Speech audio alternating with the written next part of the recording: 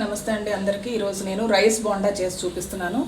ఇది ఇలా చేసుకోండి, ఈ పద్ధతిలో చేసుకుంటే చాలా టేస్టీగా ఉంటుంది. ఇక్కడ సాయంత్రం పూట టీ కాఫీతో పాటు సూపర్గా ఉంటుంది. ఇక్కడ 2 కప్పుల బియ్యపిండి, 1 కప్పు మైదా కానీ గోధుమ పిండి కానీ వేసుకోండి.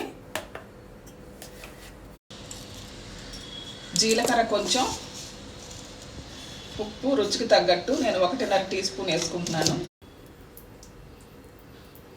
ఇక్కడ 1 కప్పు పెరుగు తీసుకున్నాను.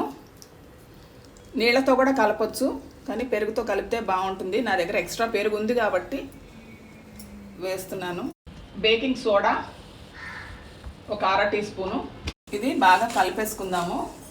ఇప్పుడు కొంచెం నీళ్లు పోసుకుందాం, 1/2 గ్లాసు. బాగా కలిపేసుకోవాలి. ఇప్పుడు ఉప్పు చెక్ చేసుకోండి. దీన్ని ఒక పావు గంట సేపు నానబెట్టుకుందాం. పావు గంట అయిపోయింది. ఇక్కడ 1 ఉల్లిపాయ సన్నగా కట్ చేసుకున్నాను, కొన్ని పచ్చిమిర్చి ముక్కలు, కొంచెం అల్లం ముక్కలు, కరివేపాకు సన్నగా కట్ చేసుకున్నాను. ఇవి కలిపేసుకుందాం. ఇక్కడ నూనె కాగిపోయింది. చిన్న చిన్న బోండాల్లాగా వేసేసుకుందాము. మీకు నచ్చిన సైజులో వేసుకోవచ్చు. ఇలా ఎర్రగా కాలాక తీసేసుకోవాలి. అంతేనండి, మన రైస్ బోండాలు రెడీ అయిపోయాయి. హెల్దీ టేస్టీ ఈవినింగ్ స్నాక్ టీతో కాఫీతో సూపర్గా ఉంటుంది. ట్రై చేయండి ఒకసారి. Thank you so much.